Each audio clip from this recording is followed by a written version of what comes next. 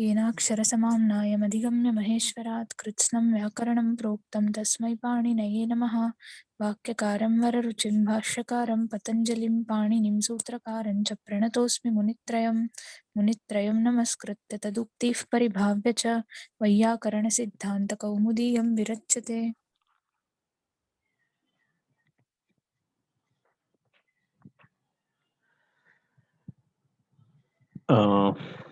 गतवर्गे वयं कारके इति पर्यन्तं दृष्टवन्तः। कारके इति अधिकारसूत्रम्, अग्रे तत्प्रयोजको हेतुश्च इति पर्यन्तं तस्य अनुवृत्तिः भवति। कारकम् इति प्रथमान्तरूपेण तत्र सूत्रेषु प्रयुज्यते। अग्रे कारके इति सप्तमी विभक्ति आचार्यस्य निर्देशः अस्ति। तत्र इतोपि तत्र अहं तस्मिन् विषये इयम् अन्वर्थसंज्ञा अस्ति इति अपि उक्तवान्। कारणं कुत्रचित् महासंज्ञाः सन्ति, तासां संज्ञानाम् अर्थवत्त्वम् अपि भवति, अर्थात् यौगिकः अर्थः अपि भवति, अर्थात् तस्य व्युत्पत्तिं दर्शयितुं शक्नुमः। कारकम् इत्यपि महासंज्ञा अस्ति, तस्मादेव तस्य वयं यौगिकम् अर्थमपि दृष्टवन्तः। तत्र ह्यः अस्माकं वर्गे वयं तत् दृष्टवन्तः। ह्यः एतदस्ति भवतां पुरतः स्क्रीन् मध्ये दृश्यते। एतदस्माभिः ह्यः दृष्टं। करोति इति कारकं। तत्र पुनः एकः प्रश्नः आगतः, किं करोति इति अस्ति। तर्हि किं करोति इति कारकम् इति अस्ति। करोति इति कारकम् इत्यत्र वस्तुतः किम् इति प्रश्नः तु उद्भवत्येव। किं करोति तर्हि क्रियां निर्वर्तयति इति कारकम् इति वयं तत्र दृष्टवन्तः। इतोपि अपरमपि एकं वयं दृष्टवन्तः। तत्र क्रियान्वयी कारकम् इत्यपि वयं दृष्टवन्तः। तदपि ह्यस्तन अस्माकं चर्चायाः कश्चन विषयः आसीत्। एतावदेव वयं ह्यः वयं दृष्टवन्तः। तत्र एकः मुद्रणदोषः जातः, मम ध्यानं नास्ति। एवमस्ति, क्रियान्वयी कारकम् इति। यदि कोऽपि दीर्घं लिखितवन्तः चेत् तत् कृपया, मम अनवधानेन तत्र दीर्घः आगतः। वस्तुतः क्रियान्वयी इति ह्रस्वान्तशब्दः, क्रियान्वयी कारकम् इति भवति। एवम् उक्त्वा इदानीम् अस्माभिः अग्रे गन्तव्यमस्ति। तर्हि कारके इति अधिकारसूत्रस्य विवरणम् अत्र समाप्तम्। कर्तुरीप्सिततमं कर्म इति कर्मकारकलक्षणं प्रतिपादयितुम् आरभते। कर्मकारकविधायकानि सूत्राणि 5 सूत्राणि सन्ति। पश्यतु, 5 सूत्रेषु तत्र आचार्यः भिन्न सन्दर्भेषु कर्मसंज्ञां प्रतिपादयति।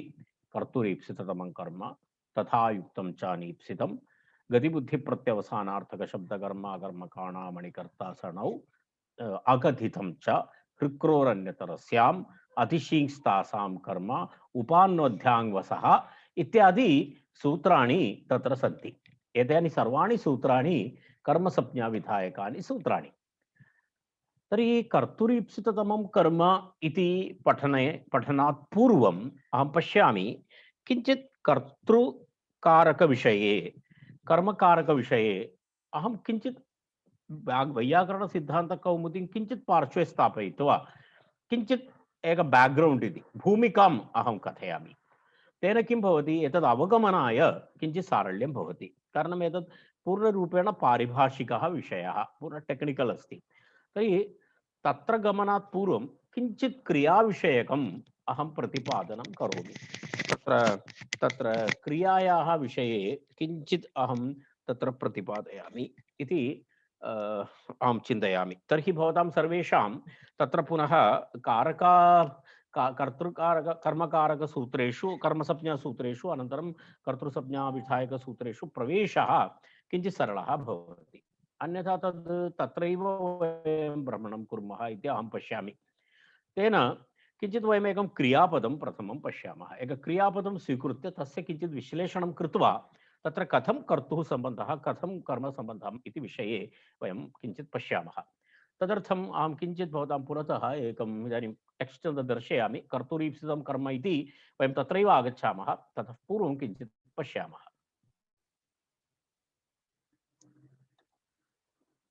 इदानीम् अहं किञ्चित् एक एक एक भवतां पुरतः एकं चित्रं दर्शितवान् अस्मि।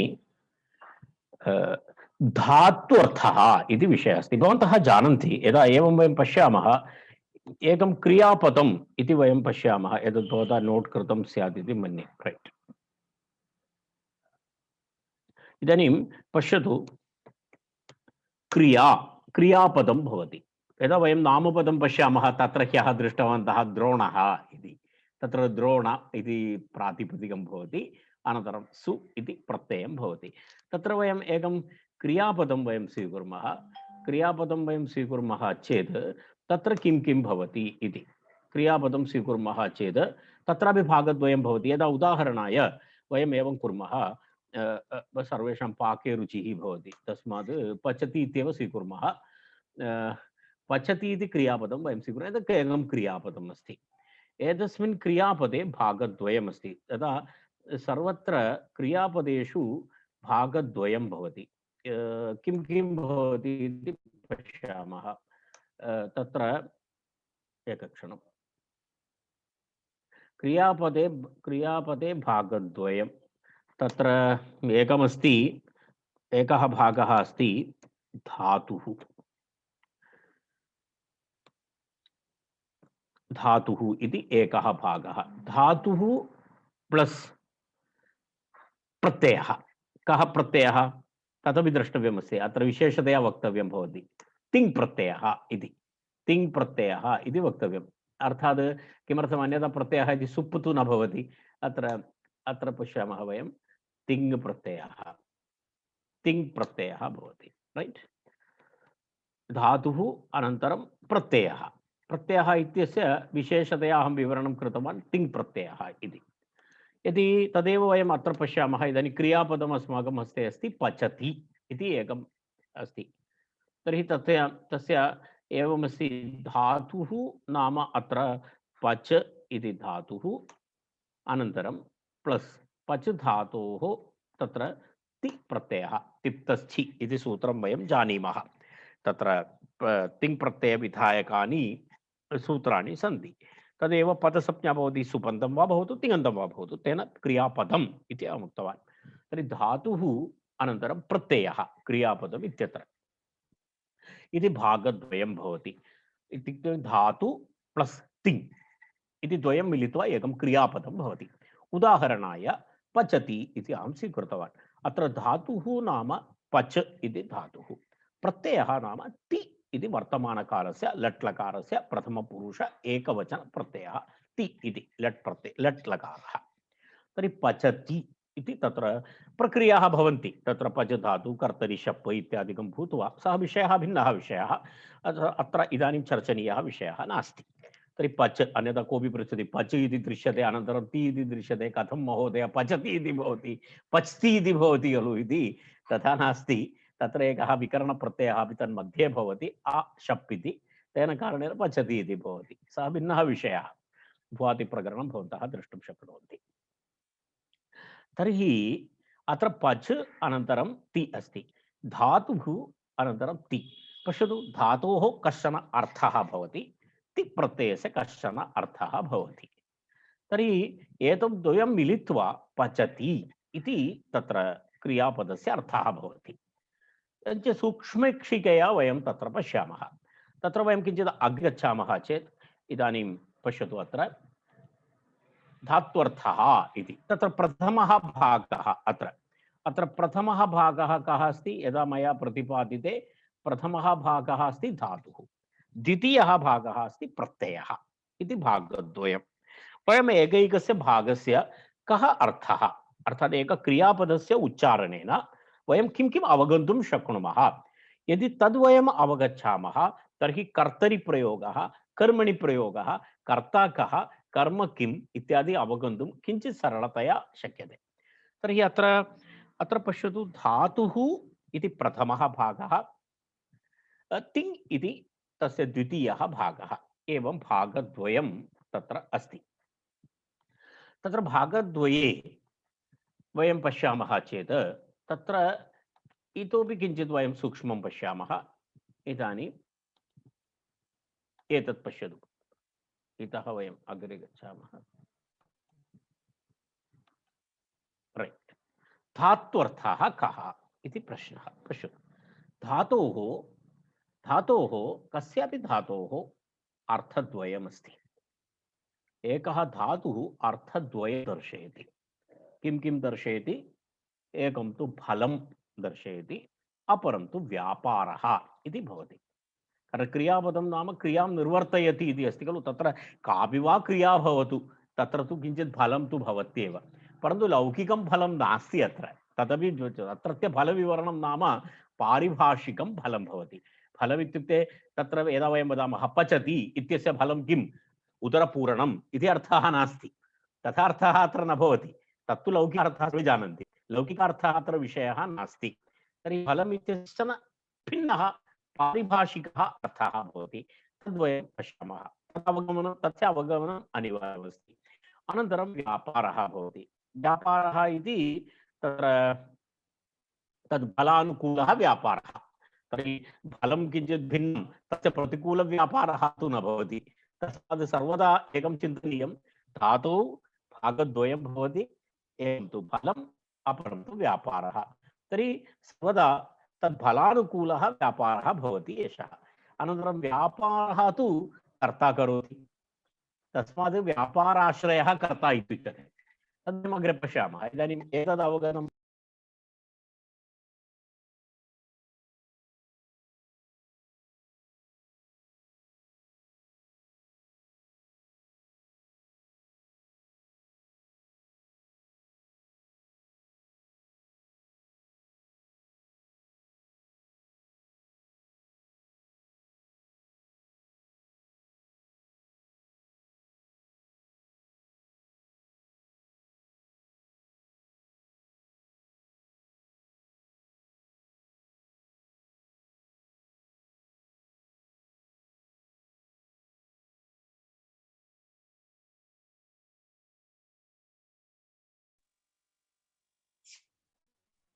न श्रूयते महोदय।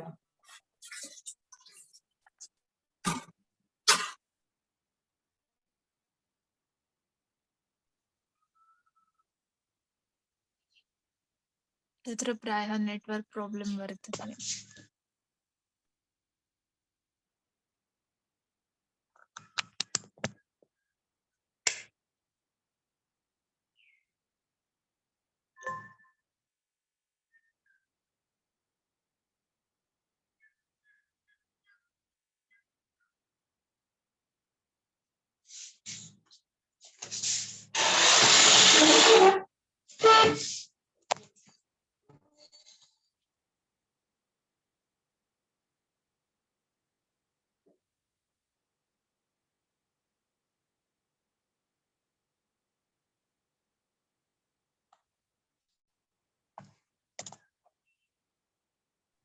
मम अत्र काचित् समस्या जाता इंटरनेट मध्ये, क्षम्यताम्। अग्रे गच्छामः वयं। तर्हि मया उक्तं धातोः अर्थद्वयं, तत्र फलम् इति, अनन्तरं व्यापारः इति अर्थद्वयम्।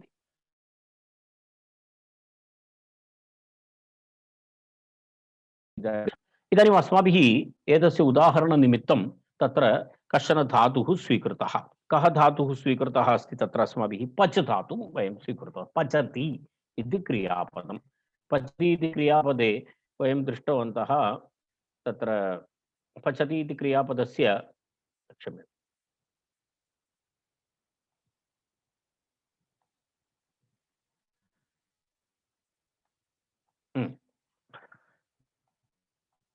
पचति इति क्रियापदे तत्र पचति इत्यादौ तिङन्ते तत्र एवमस्ति, प्रकृतिः पच धातुः, अनन्तरं प्रत्ययस्य तिङ् इति अस्ति। अर्थात् तत्र भागद्वयं पच धातुः तस्य फलम् इति धातोः अर्थद्वयं भवति तद्वयं पश्यामः परन्तु पचति इति धातौ प्रथमं वयं पश्यामः पचति इत्यादौ तिङन्ते प्रकृतिः पच धातुः तदनन्तरं प्रत्ययश्च तिङ् प्रत्ययः भवति तिङ् प्रत्ययः च भवति तर्हि तत्र एवमस्ति पक्ववान् इति अस्ति पचन् इत्यादौ कृदन्तेपि तदस्ति प्रकृतिः प्रत्ययः च तत्रापि अस्ति यदा पक्ववान् इति वयं वदामः पचन् इति प्रयोगं कुर्मः इत्यादिषु प्रयोगेषु कथं भवति ते प्रयोगाः कृदन्तप्रयोगाः तत्रापि प्रकृतिः अस्ति प्रत्ययः च भवतः तत्रापि प्रकृतिः धातुः अस्ति उभयत्रापि प्रकृतिः धातुः अस्ति अर्थात् यदा तिङन्तप्रयोगे वा भवतु अथवा कृदन्तप्रयोगे वा भवतु उभयमपि धात्वधिकारः धातोः अधिकारः अस्ति तत्र धातोः इति सूत्रं भवन्तः स्मरन्तु तत्र धात्वधिकारे भवति एतद्वयमपि तेन तत्रापि कुत्र कृदन्तप्रयोगेषु अपि प्रकृतिः धातुः प्रत्ययश्च कृत् भवति कृत् प्रत्ययाः भवन्ति तर्हि पक्ववान् इत्यादि रूपाणि भवन्ति गतवान् पठितवान् इत्यादि रूपाणि भवन्ति एवं च तत्र किं भवति धातोः द्वये प्रत्ययाः तिङः कृतश्चेति तत्र धातुः अस्ति तत्र धातोः द्वौ प्रत्ययौ तत्र भवतः किं किं भवति तिङः तिङ् प्रत्ययः अनन्तरं कृतश्च तिङः अनन्तरं कृतश्च इति भवति तत्र धातोः अर्थः निरूप्यते तदेव अस्ति फलं व्यापारः इति एतावत् भवन्तः ज्ञातवन्तः इत्युक्ते पूर्ण सामान्यतः क्रियापदस्य स्वरूपम् एवं भवति तत्र भागद्वयं धातोः फलं व्यापारः इति किञ्चित् वयम् अग्रे गच्छामः तत्र पश्यतु धातुः किं किं बोधयति फलं बोधयति अनन्तरं व्यापारं च बोधयति यथा पचति इत्यत्र पच धातुः किं किं बोधयति इति वयं पश्यामः पचति इत्यत्र पच धातुः अस्ति स्पष्टं पच धातुः अस्ति सः पच धातुः पाकः नाम किमस्ति यदा तण्डुलं पचति इति अस्ति तत्र तण्डुलं पचति इति एकं वाक्यं स्वीकुर्मः तण्डुलं पचति इत्यत्र किं भवति तत्र पच धातुः तद् विक्लित्तिरूपं फलं तत्र पच धातुः विक्लित्तिरूपं फलं दर्शयति एकं तु विक्लित्तिरूपं नाम किमस्ति विक्लित्ति यदा पाकं करोति तण्डुलम् ओदनं पचति पाचकः तण्डुलं पचति पचति इत्यत्र विक्लित्ति भवति तत्र ओदनस्य पाकः इत्युक्ते मृदुविशतत्वं भवति मृदुविशतत्वं भवति यदा तण्डुलः तत्र किं भवति पूर्वं तु कठिनः भवति तद् यदा पाकं वयं कुर्मः तदा मृदु भवति अनन्तरं बृहदाकारः अपि भवति तदेव मृदुविशदत्वम् इति दर्शयति मृदु अपि भवति अनन्तरं तत्र आकारे अपि तद् बृहदाकारः अपि भवति तदेव विक्लित्ति इति शब्दः भवति संस्कृते तत्र तस्मादेव पच धातुः विक्लित्तिरूपं फलं दर्शयति कमपि वा भवतु तत्र पच धातोः मृदुविशदत्वमेव अस्ति तत्र पच धातोः किं फलं पच धातोः फलम् इत्युक्ते विक्लित्तिः तदनन्तरं तण्डुलादौ जायमानः विकारः इत्यर्थः तत् तण्डुलं वा भवतु अन्यत् किमपि वा भवतु तत्र कश्चन विकारः जायते यदा पाककाले सः विकारः इत्यर्थः तण्डुलादौ जायमानः विकारः इति यावत् तदनुकूलं च तदनुकूलं व्यापारं च बोधयति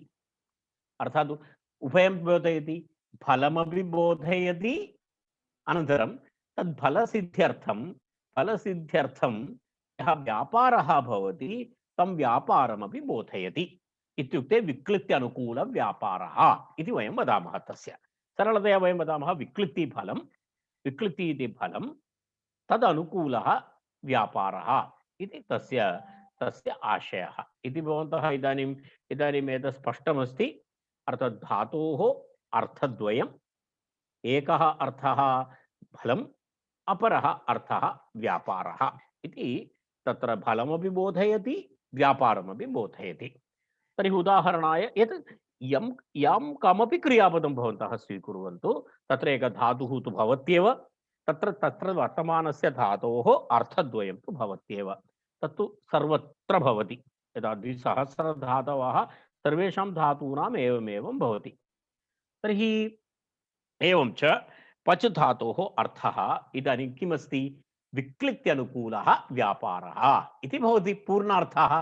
कारणं तत्र विक्लित्ति इति फलं, तदनुकूलव्यापारः इति व्यापारः, तदनुकूलत्वं तदनुकूलव्यापारः च इत्युक्ते भागद्वयम् अभवत्। विक्लित्ति इति फलं, तदनुकूलव्यापारः इति द्वितीयः भागः।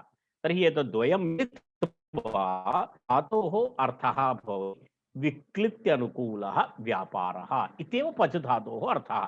तत्र कति जनाः कुर्वन्ति, एकः करोति वा, वर्तमानकाले करोति वा, तत्र इत्यादि भिन्नविषयः, तत्सर्वं प्रत्ययस्य अर्थः। धातोः सर्वेषामपि धातूनाम् एवम् अर्थद्वयं, फलं व्यापारः, विक्लित्यनुकूलव्यापारः इति पच धातोः अर्थः। वयम् अस्मिन् स्थाने अपरमपि एकं पश्यामः। अत्र पश्यतु, गच्छति इति क्रियापदमस्ति। गच्छति इति क्रियापदमस्ति अत्र भवतां पुरतः। अत्र कः धातुः भवति? अत्र गम धातुः भवति। गम धातुः भवति।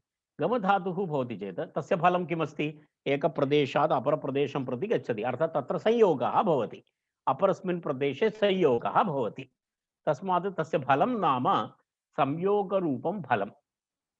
गच्छति गम धातोः फलं नाम संयोगरूपं फलं। तदनुकूलः व्यापारः, तदनुकूलः व्यापारं च। तर्हि कथं भवति गम धातोः अर्थः? संयोगानुकूलव्यापारः इति गम धातोः अर्थः। एवं सर्वेषामपि धातूनाम् अर्थः विचारणीयः। सर्वेषामपि धातूनाम् एवम् अर्थः भवति। पश्यतु, अपरमेकं पश्यामि, दर्शयामि। वर्धते इति अस्ति। वर्धते इत्यत्र वयं पश्यामः तत्र कथं भवति इति। तत्र पश्यतु, वृथ इति धातुः, तस्य फलं किमस्ति? वर्धते। वर्धते इत्युक्ते वर्धनरूपं फलमस्ति, तस्य वर्धनरूपं फलमस्ति, तदनुकूलव्यापारं च बोधयति। तर्हि वर्धनरूपं फलं तदनुकूलव्यापारं च बोधयति इति कृत्वा वृथधातोः अर्थः किं भवति? वर्धनानुकूलव्यापारः इति भवति। वर्धनानुकूलव्यापारः। एवं पश्यतु, प्रथमं पच धातु, तत्र विक्लित्यनुकूलव्यापारः, विक्लित्तिफलं तदनुकूलव्यापारः। गच्छति इत्यत्र संयोगानुकूलव्यापारः, संयोगः फलं तदनुकूलव्यापारः। वर्धते इत्यत्र वर्धनरूपं फलं तदनुकूलव्यापारः च। एवम् इत्थं सर्वे धातवः फलं व्यापारं च इति अर्थद्वयं बोधयन्ति इति क्रियापदस्य सामान्यविषयः। क्रियापदे धातोः विषये तद् अस्माभिः अग्रे कर्तरिप्रयोगाध्ययनकाले कर्तुरीप्सितं कर्म वा भवतु, कर्मणि द्वितीय इति सूत्रस्य पठनकाले वा एतस्य अत्यन्त महत्त्वपूर्णभागः तत्र अस्ति इति कृत्वा अहम् एतस्य विवरणं कुर्वन् अस्मि। तद् एतद्विहाय एतस्य ज्ञानं विना वयं कारकस्य तस्मिन् भागे प्रवेष्टुमपि वयं न शक्नुमः। अर्थात् कर्तुरीप्सितं कर्म वा भवतु अथवा अनभिहिते वा भवतु, अग्रिमकर्तृकरणयोः स्तृतीया वा भवतु, एतत्सर्वमेव भवति।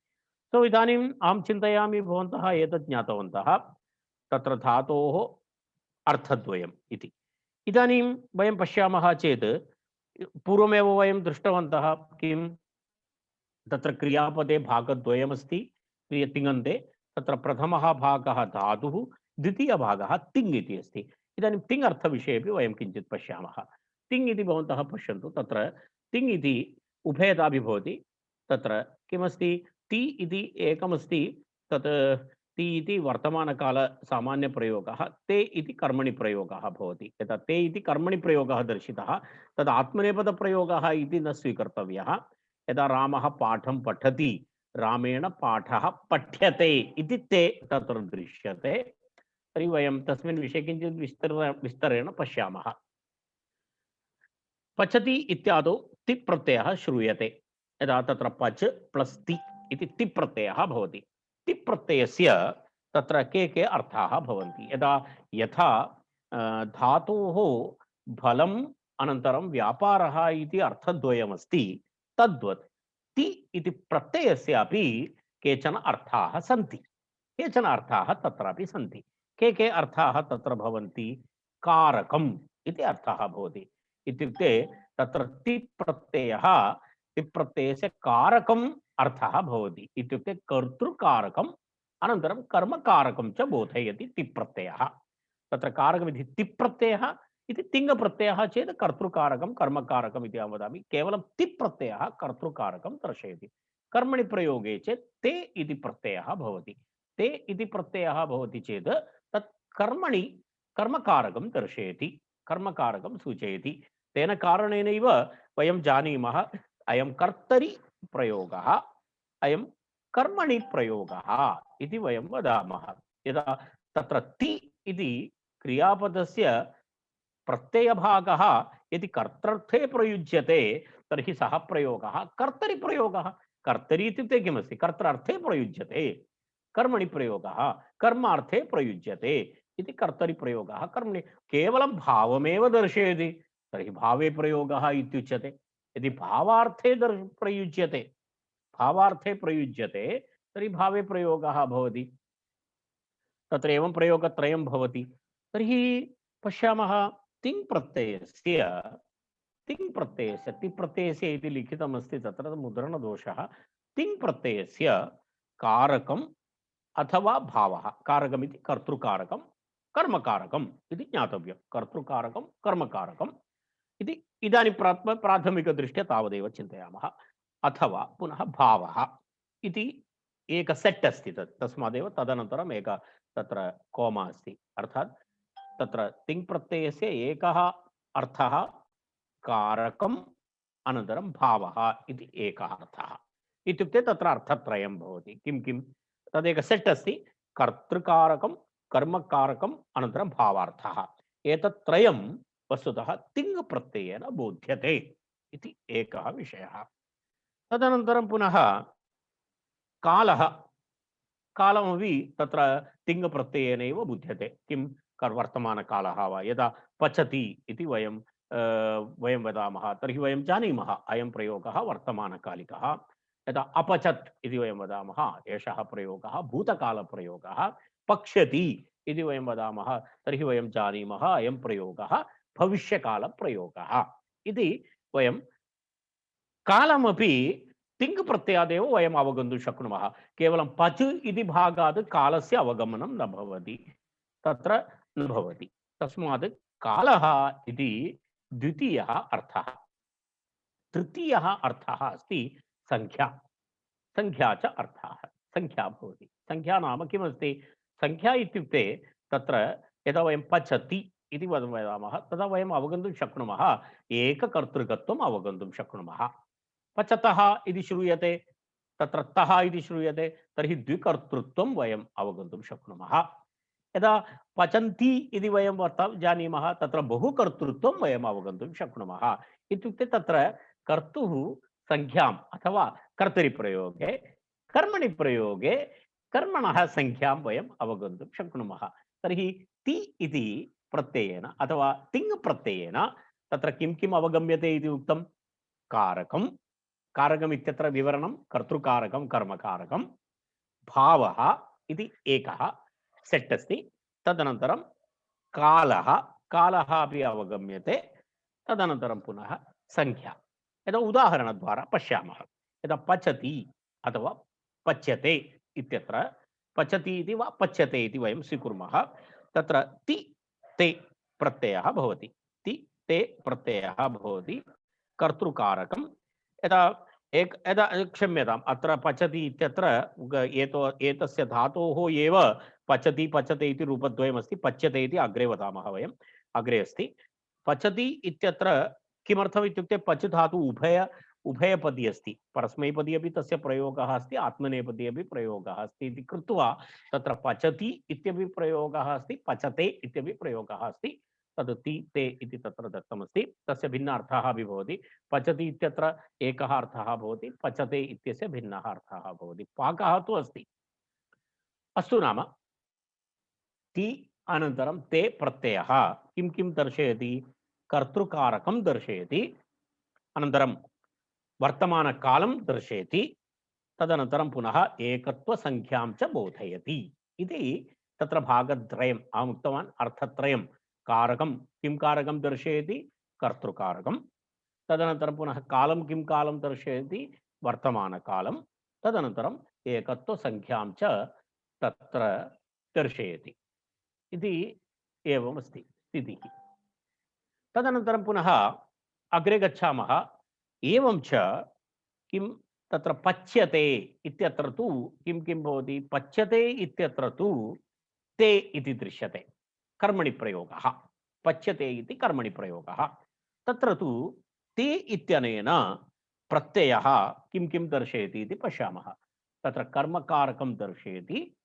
तदनन्तरं वर्तमानकालं दर्शयति एकत्वसंख्यां च बोधयति किं किम् अस्ति कर्मकारकं पच्यते इत्यत्र वर्तमानकालं तदनन्तरम् एकत्वसंख्यां च तत्र बोधयति एवं च तिङ् प्रत्ययः कर्तृकारकं कर्मकारकं वा बोधयति न अन्यानि कारकाणि इति तत्र ज्ञेयम् इति अस्ति न अन्यानि कारकाणि न दर्शयति किं किं केवलं कर्तृकारकं दर्शयति अनन्तरं कर्मकारकं दर्शयति न अन्यानि कारकाणि इति ज्ञेयम् तत्र एतस्य तत्र पश्यामः धूयते इत्यादौ ते प्रत्ययः भावः यदा अकर्मकधातवः भवन्ति तत्र किं भवति भूयते इत्यादौ तत्र किं भवति ते इति प्रत्ययः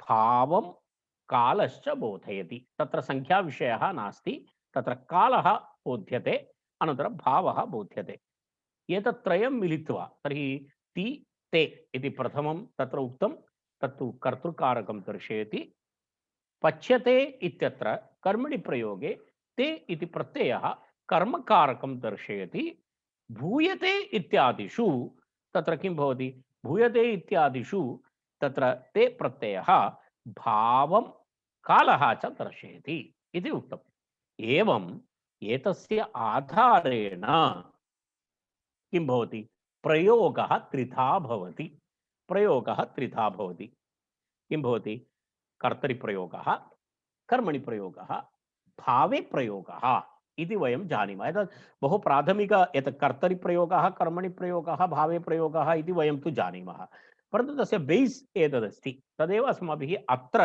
ज्ञातव्यः अंशः तथा कर्तरि प्रयोगः कर्मणि प्रयोगः भावे प्रयोगः सर्वं सप्तमी अस्ति खलु तर्हि कर्तरि प्रयुज्यते कर्तृर्थे प्रयुज्यते इत्यर्थः किं प्रयुज्यते प्रत्ययः किं प्रयुज्यते कर्तरि अन्यथा वयं बाल्यकालतः कर्तरि प्रयोगः कर्तृशब्दस्य सप्तमी एकवचनमस्ति कर्तरि कर्मशब्दस्य सप्तमी एकवचनमस्ति कर्मणि अधिकरणार्थं दर्शयति अधिकरणकारकमस्ति तत्र आधारः अर्थः तत्र कर्मणि प्रयोगः इति आधारे अर्थे किं कर्मणि प्रयुज्यते किं कर्तरि प्रयुज्यते किं भावे प्रयुज्यते इति महत्वपूर्णः भागः वयं सामान्यतः कर्तरि कर्मणि एतद् पाठान्तरम् अनुवाद बै हार्ट् कृत्वा वयम् अग्रे गच्छामः तर्हि मूलतः एतेषां त्रयाणामपि शब्दानां वस्तुतः प्रकृतिः कः प्रकृतेः कः कस्मिन् अर्थे अयं शब्दः प्रयुज्यते कर्तरि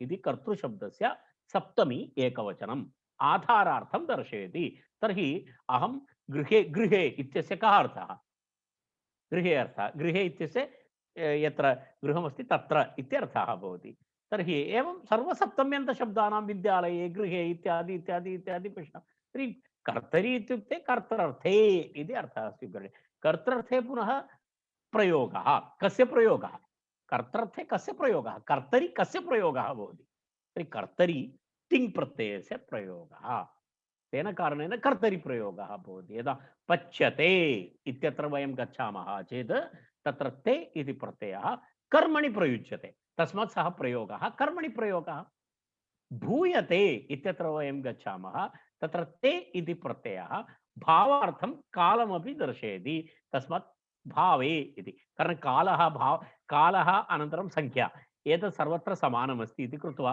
स प्रयोगः कर्तरिप्रयोगः कर्मणिप्रयोगः भावे प्रयोगः इति अभवत्। तत्रैव वैशिष्ट्यमस्ति। यदा कर्तरिप्रयोगे कर्मणिप्रयोगे च कालः तु अस्ति एव, अनन्तरं संख्या अपि अस्ति। एकत्र कर्तुः कालः कर्तुः संख्या भवति, अपरत्र कर्मणः संख्या भवति, इत्येव भेदः अस्ति। अन्य सर्वं समानं। तेन कारणेन वैशिष्ट्यं नाम कर्तरि कर्मणि भावे इति अस्ति। एते प्रयोगाः एव लोके कर्तृवाच्यः कर्मवाच्यः भाववाच्यः इति त्रिधा तत्र प्रयुज्यन्ते। कर्तृवाच्यः इत्यपि उच्यते, कर्मवाच्यः इत्यपि उच्यते, अनन्तरं भाववाच्यः इत्यपि लोके तथा व्यवहारः भवति इति एक प्राथमिकम् एतत् तत्त्वं वयम् अत्र अवगतवन्तः। इदानीम् एतस्य किञ्चित् फलितार्थं वयं पश्यामः। अर्थात् एतस्य प्रयोगे कथं भवति इति किञ्चित् एक टेबल् द्वारा अहं दर्शयामि। भवन्तः अत्र पश्यन्तु। एवं भवति, पश्यतु। प्रयोगः कर्तरि कर्मणि अनन्तरं तत्र भावे इति भवति। तस्मात् वाच्यम् इति भवति कर्तृवाच्यं कर्मवाच्यम् अनन्तरं भाववाच्यम् इति भवति। एवं तस्य प्रयोगः भवति। पश्यतु अत्र। इदानीम् अत्र वयं गच्छामः। पाचकः ओदनं पचति इत्यस्य शाब्दबोधः कथं भवति इति वयम् एकवारं पश्यामः। पाचकः ओदनं पचति इति अस्ति। तत्र किं किम् अस्ति, बेस् तत्र किं किम् अस्ति इति वयं प्रथमं पश्यामः। पश्यतु, पच् धातुः अस्ति। पच् धातोः कः अर्थः भवति? पच् धातोः कः अर्थः भवति? फलम् अनन्तरं व्यापारः। ति अथवा ते कर्ता कालः संख्या। इदानीम् एतत् एवमस्ति। पच् धातोः एवं तत्र भागद्वयं भवति इति स्पष्टमस्ति। इदानीं वयम् अत्र पश्यामः, एतद् वाक्यं पश्यामः। पाचकेन तण्डुलः पच्यते। कर्मणि प्रयोगः। कर्मणि प्रयोगः एषः। पाचकेन तण्डुलः पच्यते इति अस्ति। तत्र पश्यतु, पच् धातु, तस्य अर्थः अस्ति फलं व्यापारः। कर्मणि प्रयोगे वयं जानीमः तत्र एक यप् प्रत्ययः भवति, तन्मध्ये तद् सार्वधातुकलकाराणां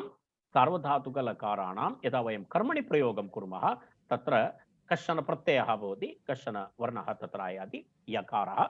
भुवादिप्रकरणे अथवा तत्र तादृशसन्दर्भे अन्यप्रकरणेषु एतदस्माभिः द्रष्टव्यमस्ति। अत्र तस्य केवलं सामान्यविवरणमेव। पच् प्लस् या प्लस् ते पच्यते इति भवति। अयं प्रयोगः कर्मणि प्रयोगः भवति, कर्मणि तत्र प्रयुज्यते। तर्हि ते इत्यस्य के अर्थाः भवन्ति? अहं पूर्वमेव उक्तवान्।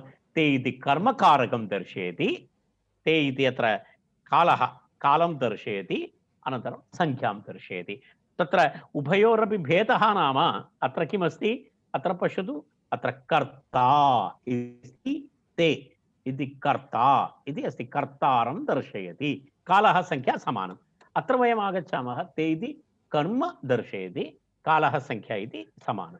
तृतीयः रामेण भूयते। रामेण भूयते इत्यत्रापि भूयते इति भावे प्रयोगे अपि कर्मणि प्रयोगे इव क्रियापदं भवति, कर्मणि प्रयोगस्य इव क्रियापदं भवति। तत्र भेदः नास्ति। यदा भवति इत्यस्य भूयते इति भवति, तत्र भू धातोः अर्थः फलं व्यापारः। य इति प्रत्ययः भवति। ते इति प्रत्ययः अर्थद्वयं दर्शयति। किं किं दर्शयति?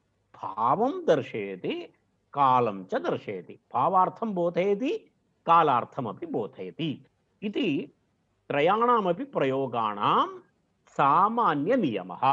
कर्तरिप्रयोगे कर्ता कालः संख्या इति त्रिप्रत्ययस्य बोधनविषयः। कर्मणि प्रयोगे कर्म कालः संख्या इति बोधनविषयः। भावे प्रयोगे ते इति तिङ्प्रत्ययस्य भावार्थः कालः इति बोधनविषयः। इति त्रिधा अस्माकं तत्र वाच्यानि भवन्ति, कर्तृवाच्य कर्मवाच्य भाववाच्य इति। तदनन्तरं वस्तुतः इतः वयं किञ्चित् अहं कर्तृकारकविषये अपि किञ्चित् वदामि। एतत् मया पूर्वम् उक्तं, केवलं पुनस्मरणाय। तदा पश्यतु, तच्च कारकं षोडश। एतत् सर्वम् अस्माभिः दृष्टं।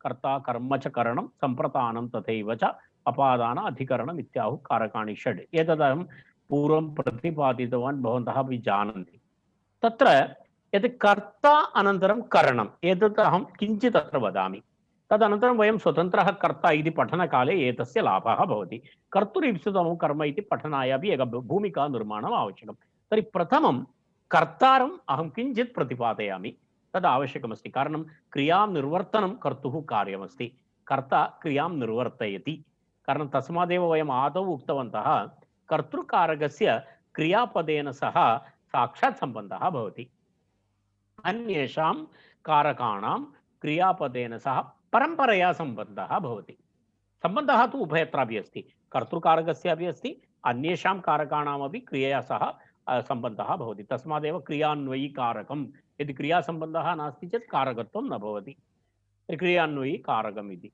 तर्हि कर्ता इत्यत्र पश्यामः एतत् वयं सूत्रम् अग्रे पठामः क्रियायां स्वातन्त्र्येण विवक्षितः एतस्मिन् विषये अहम् अनन्तरं प्रतिपादयामि प्रथमवाक्यस्य विवरणं स्वतन्त्रः कर्ता इत्यत्र वयं पश्यामः क्रियायां स्वातन्त्र्येण विवक्षितः अर्थः कर्ता स्यात् इति स्वातन्त्र्यम् इति तत्र कश्चन शब्दः अस्ति तद् स्वतन्त्रः कर्ता इत्यत्र इतोपि विवरणं करिष्यामि परन्तु अत्र तु केवलं सामान्यविवरणं करिष्यामि भवन्तः अपि जानन्ति कारणं सर्वे अत्र उपस्थिताः लघुसिद्धान्तकौमुदी ग्रन्थं पठितवन्तः सामान्यतः विभक्त्यर्थप्रकरणं जानन्ति तत्र एकं सूत्रमस्ति स्वतन्त्रः कर्ता इति एकं सूत्रमस्ति तत्र क्रियायां स्वातन्त्र्येण विवक्षितः अर्थः कर्ता स्यात् इति कर्तृसंज्ञां दर्शयति तर्हि स्वातन्त्र्यम् इति कश्चन शब्दः प्रधानं स्वतन्त्रः नाम प्रधानम् इत्यादि अर्थः भवति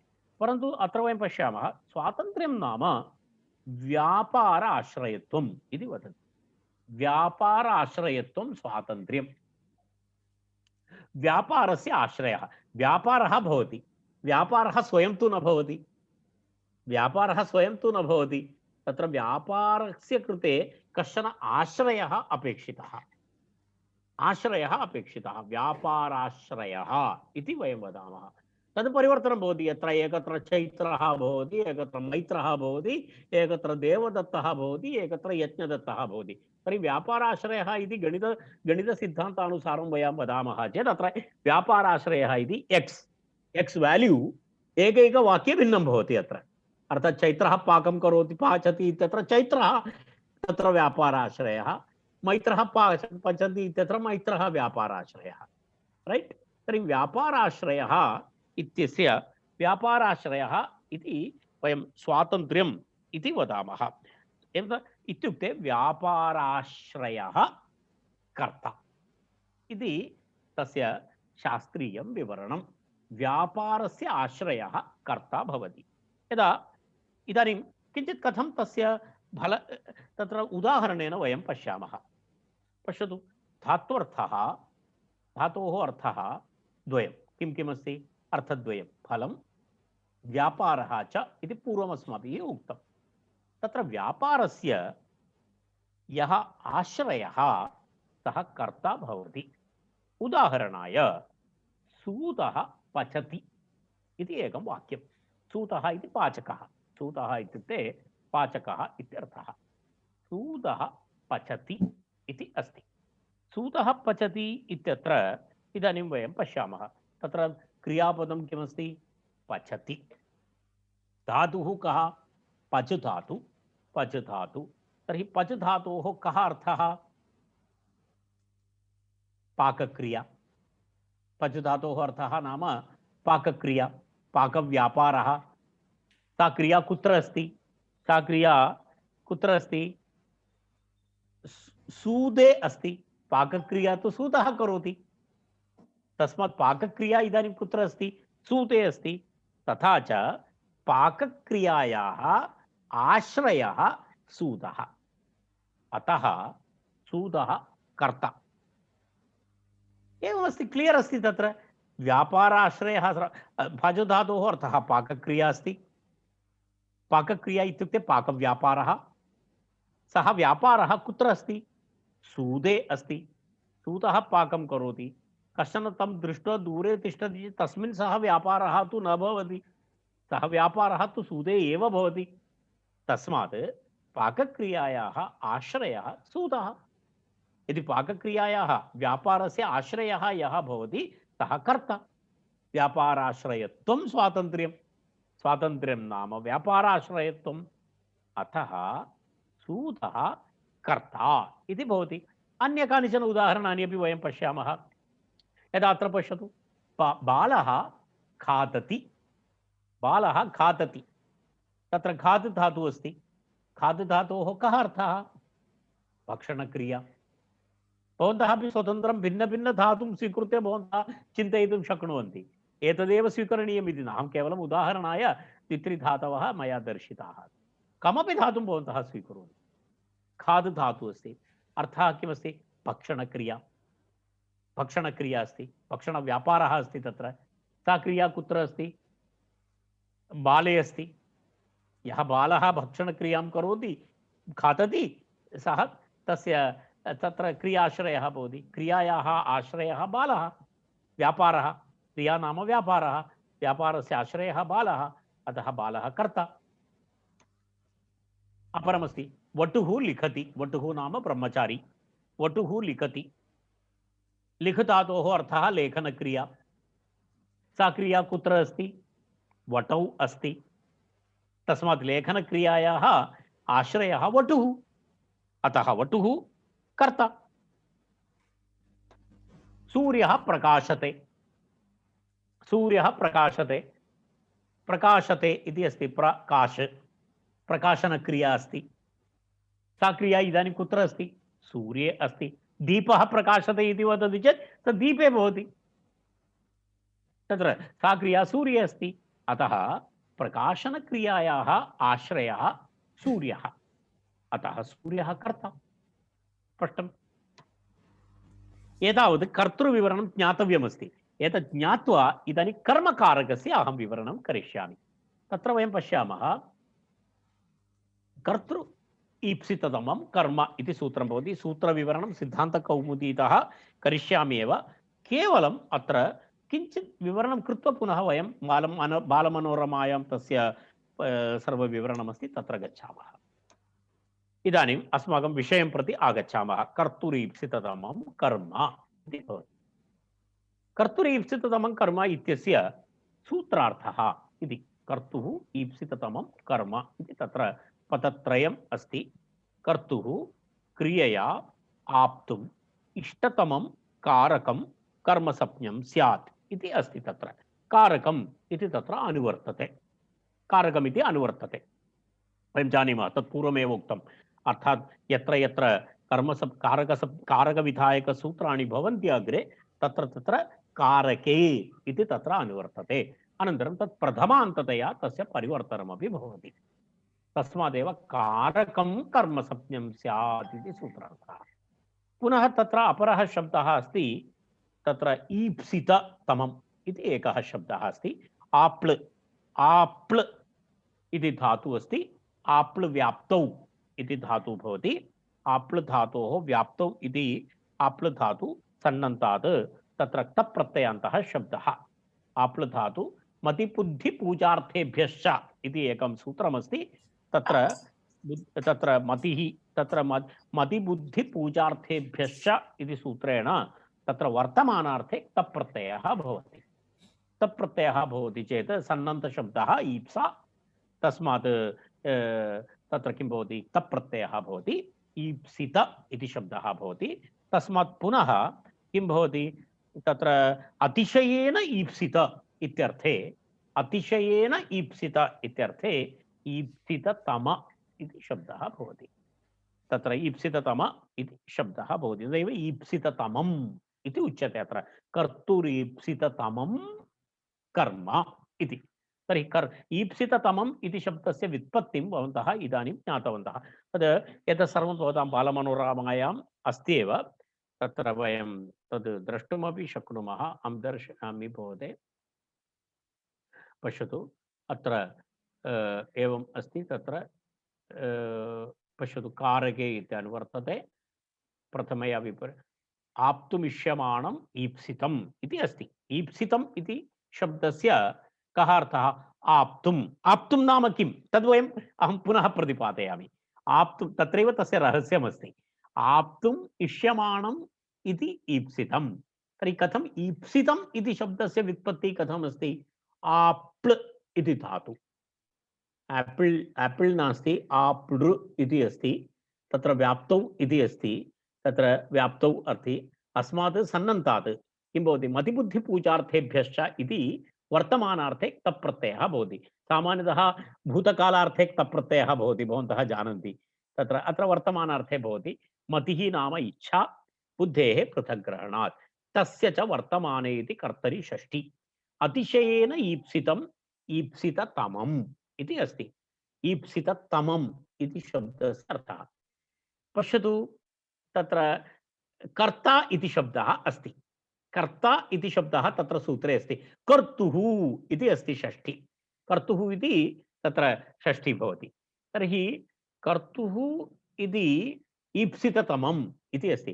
तर्हि अहम् इदानीम् एतद् विवरणं तदर्थमेव कृतवान्, बालमनोरमायाः एतस्य अर्थस्य अवगमनाय मया पूर्वप्रतिपादितः कर्तृविवरणम् आवश्यकं। पश्यतु अत्र किं लिखितमस्ति इति पठन्तु भवन्तः। धातु उपात्त व्यापाराश्रयः। धातुर्द्वारा प्रयुक्तः, धातुः द्वारा यः व्यापारः भवति, धातोः द्वारा यः व्यापारः बोधयति, धातोः तस्य व्यापारस्य आश्रयः कर्ता भवति। यदि कर्ता इति वयं किम् इति न जानीमः, तर्हि कर्तुरीप्सिततमं कर्म इति सूत्रं कथम् अवगन्तुं शक्नुमः?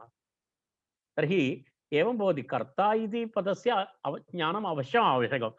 अन्यथा तत्र वयं तद् पूर्णरूपेण तस्य विवरणं कर्तुं न शक्नुमः। इदानीं भवन्तः जानन्ति व्यापाराश्रयः नाम किम्, व्यापाराश्रयत्वं नाम किम् इति भवन्तः इदानीं दृष्टम्, इदानीं पठितवन्तः। विस्तरेण वयं दृष्टवन्तः। धातोः भागद्वयं, तत्र फलं, व्यापारः। व्यापारः नाम तत्र वस्तुतः व्यापारः नाम क्रिया यः निर्वर्तयति, यः क्रियां करोति तद् तत्र व्यापारः। व्यापारस्य आश्रयः कर्ता। इत्युक्ते व्यापारः यत्र भवति सः कर्ता भवति। तदेव स्वातन्त्र्यं। स्वातन्त्र्यं नाम व्यापाराश्रयत्वं, व्यापाराश्रयः कर्ता इति तावत्पर्यन्तं वयम् अवगतम्। अहम् एतस्य वाक्यस्य अवगमनाय वस्तुतः अहम् इदानीं 30 निमेषपर्यन्तं भवतां पुरतः तत् प्रतिपादितवान्। अन्यथा तत् 30 निमेषस्य ज्ञानेन विना भवन्तः एतस्य अर्थम् अवगन्तुं न शक्नुमः। व्यापाराश्रयत्वं नाम किम्? तत्र एतत् तस्य विषयः। केन आप्तुम् इत्याकाङ्क्षायां तत्र कर्तृविशेषणीभूत व्यापारेण इत्यर्थः लभ्यते। एतस्य विवरणं वयम् अनन्तरं पश्यामः। इदानीं वयं पुनः यत्र पूर्वोक्त तत्रैव गच्छामः।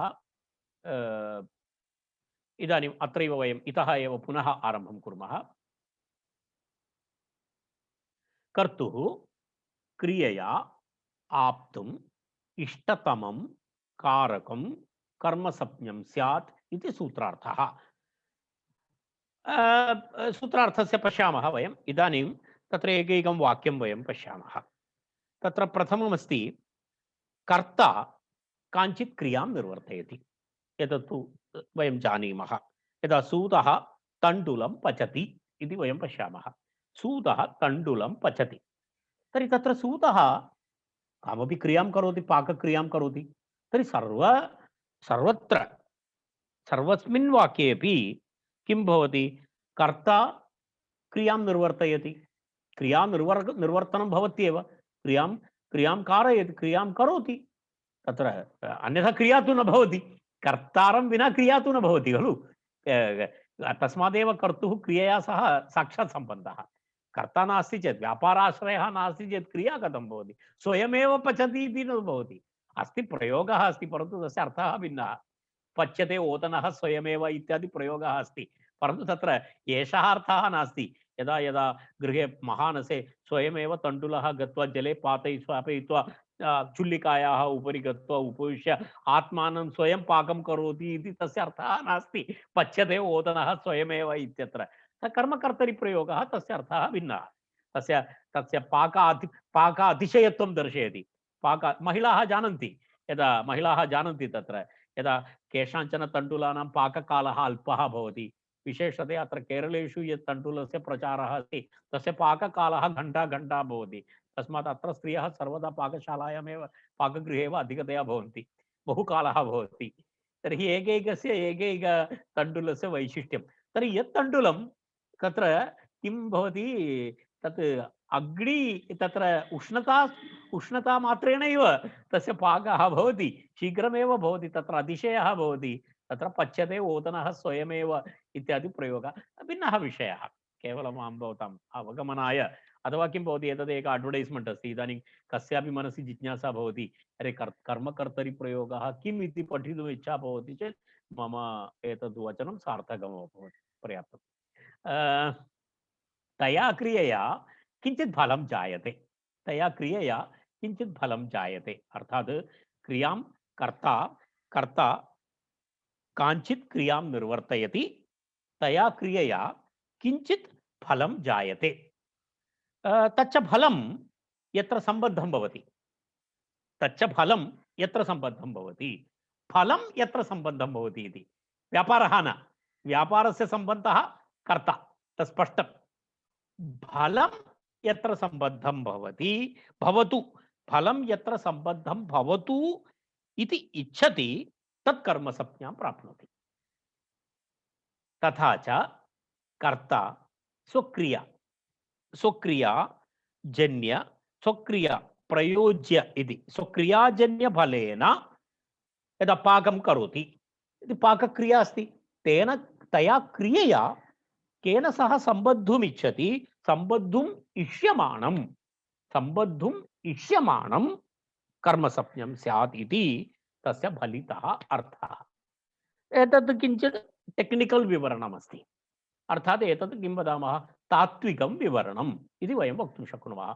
एतस्य वयं तात्विकविवरणेन सर्वदा तद् अवगमनं करणीयम् इति नास्ति। पश्यतु, इदानीम् अहम् उक्तवान्, कर्ता किमपि क्रियां निर्वर्तयति, क्रियया किंचित् फलं जायते, तच्च फलं यत्र संबद्धं भवतु इति कर्ता इच्छति तत् कर्मसंज्ञा प्राप्नोति। तथा च कर्ता स्वक्रियाजन्यफलेन अथवा स्वक्रिया प्रयोज्यजन्यफलेन इष्यमाणं संबद्धुम् इष्यमाणं कारकं कर्मसंज्ञं स्यात् इति तस्य फलितार्थः। तदेव तत्र कर्तुः क्रियया आप्तुम् इष्टतमं कारकं कर्मसंज्ञं स्यात् इति सूत्रार्थः। परन्तु एतस्य कथम् एतस्य प्रयोगः भवति इति वयं पश्यामः। यथा सूदः तण्डुलं पचति, सूदः तण्डुलं पचति इति तत्र एकं वाक्यं। पुनरपि पच धातुं प्रति गच्छामः। प्रातःकालः पचनकालः अपि अस्ति गृहे, तेन कारणेन पच धातुः किञ्चित् आनन्दं ददाति। पच धातोः अर्थः विक्लित्ति, पच धातोः अर्थः विक्लित्तिरूपं फलम्, अनन्तरं तदनुकूलक्रिया च। एतद् वयं पूर्वमेव श्रुतवन्तः, तथा वयं वर्गारम्भसमये एव मया तत् प्रतिपादितं। पच धातु तस्य अर्थः विक्लित्ति, विक्लित्ति इति फलं, विक्लित्ति नाम मृदुविशतत्वं, तदपि उक्तम्। अनन्तरं तद् मृदुविशतत्वं विक्लित्ति अनुकूलक्रिया च व्यापारः। तर्हि पाकक्रियायाः आश्रयः कः? पाकक्रियायाः आश्रयः सूदः। तत् गतवाक्ये वयं कर्तृकारकसन्दर्भे वयं दृष्टवन्तः। अतः सूदः किमस्ति, अत्र कर्ता अस्ति, सूदः कर्ता। इदानीं कर्ता सूदः अस्ति, अतः सूदः कर्ता इति। कर्तुः सूदस्य, इदानीं सः पाकक्रियां करोति, पाकक्रियया विक्लित्तिः भवति, पाकक्रियया विक्लित्तिः भवति, तर्हि पाकक्रियाजन्य विक्लित्तिरूपफलमस्ति। पाकक्रियायाः फलं विक्लित्ति इत्युक्ते पाकक्रियाजन्य विक्लित्ति, पाकक्रियाजन्य विक्लित्तिरूप फलं, तद् फलमस्ति तस्य, तर्हि विक्लित्तिफलमस्ति। तर्हि पाकक्रियाजन्य विक्लित्तिरूप फलेन संबद्धुम् इष्यमाणः कः अस्ति अस्मिन् वाक्ये? तण्डुलः। तण्डुलस्य विक्लित्तिः भवति, अत्र तद्विहाय अन्यत् किमपि नास्ति अत्र। तर्हि कर्ता सूतः, सः तस्य पाकक्रियाजन्य विक्लित्तिरूपफलेन संबद्धुम् इष्यमाणः तण्डुलः। इत्युक्ते तत्र विक्लित्तिः भवतु, तत्र सम्बद्धं भवतु मम व्यापारस्य, तत्र व्यापारस्य फलं तत्र भवति। कुत्र भवति? तण्डुले भवति। तत्र सम्बद्धः भवति व्यापारः। तर्हि तत्र भवति इति कृत्वा तण्डुलः फलं, तण्डुलः इष्यमाणः तण्डुलः। अतः अतः किमस्ति? अतः किं तत्र उक्तं? तण्डुलः कर्म भवति। कर्तुः क्रियया आप्तुम् इष्टतमं कारकं कर्मसंज्ञं स्यात्। अत्र सूतस्य इष्टतमं किमस्ति? सूतः यद् व्यापारं करोति, पाकक्रियां करोति, तत्तेन तस्य तत् पाकक्रियया तस्य पाकक्रियायाः फलं किमस्ति? विक्लित्तिरूपं फलमस्ति। तद् फलं कुत्र सम्बद्धं भवतु इति इच्छति सः? तण्डुले। तण्डुले तस्य सम्बन्धः भवतु इति इच्छति। अर्थात् तण्डुलस्य विक्लित्ति भवतु इति इच्छति सः। तण्डुलस्य विक्लित्ति भवतु इति इच्छति। तस्मात् तण्डुलः कर्म इष्टतमम् इति तत्र इष्टतमं कारक इष्टम् इत्येव आगतमस्ति। इष्टतमस्य प्रयोजनं किमस्ति इति अहं प्रतिपादयामि। अन्यथा तत्र तमप्पु प्रत्ययस्य कः लाभः? तमप्पु प्रत्ययस्य अपि कश्चन लाभः अस्ति। अन्यथा कर्तुरीप्सितं कर्म इति पर्याप्तमासीत्। कर्तुरीप्सितं कर्म इति पर्याप्तमासीत्। तस्यापि किञ्चित् प्रयोजनं तत्र अस्ति। अन्ततो गत्वा एतस्य समन्वयं कृत्वा वयं तिष्ठामः। तत्र पश्यतु, एतत् किञ्चित् ज्ञातव्यम्, इदं मनसि आकलनीयं। किमस्ति? अत्र सूतः पाकक्रियां निर्वर्तयति, तण्डुले विक्लिप्तिरूपः विकारः जायते। पाकक्रियया तण्डुले विक्लिप्तिरूपः विकारः, विक्लिप्तिरूपं फलं जायताम् इति इच्छया एव सूतः प्रवर्तते इति स्पष्टमस्ति इदानीम्। अर्थात् तण्डुले विक्लिप्तिरूपः विकारः भवतु, तण्डुले विक्लिप्तिरूपं फलं भवतु इति कृत्वा सः किं करोति? इच्छया सूतः प्रवर्तते। तेन कारणेन तत्र तस्य कर्मसंज्ञा भवति, तत् कर्म भवति। तदेव कर्तुः स्वक्रियया, स्वव्यापारेण, स्वक्रियया कर्तुः स्वक्रियया आप्तुम् इष्टतमं कारकं कर्मसंज्ञं स्यात् इति सूत्रार्थः। इदानीं वयम् एतस्मिन् सूत्रे एकैकं पदमपि स्वीकृत्य वयं चर्चां कुर्मः। इदानीं मया विवृतं सामान्यं विवरणमस्ति, परन्तु एतस्य एकैकं पदं कर्तुः किमर्थम् अस्मिन्, अथवा ईप्सिततमम् इति तमप् ग्रहणं किमर्थं, तदनन्तरं बहवः शब्दाः सन्ति तत्र। इतोपि तत्र अस्ति एवं तत्र तमप् ग्रहणमस्ति, कर्म इति अस्ति।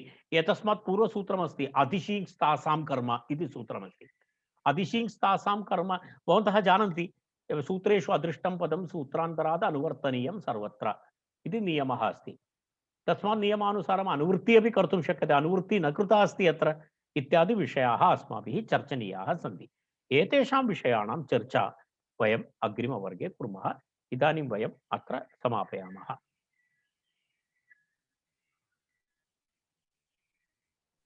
शान्तिमन्त्रेण अलङ्कुर्मः। सर्वे भवन्तु सुखिनः, सर्वे सन्तु निरामयाः, सर्वे भद्राणि पश्यन्तु, मा कश्चित् दुःखभाग् भवेत्। ओम शांति शांति शान्तिः। धन्यवादः। धन्यवादः महोदय। धन्यवादाः। धन्यवादः।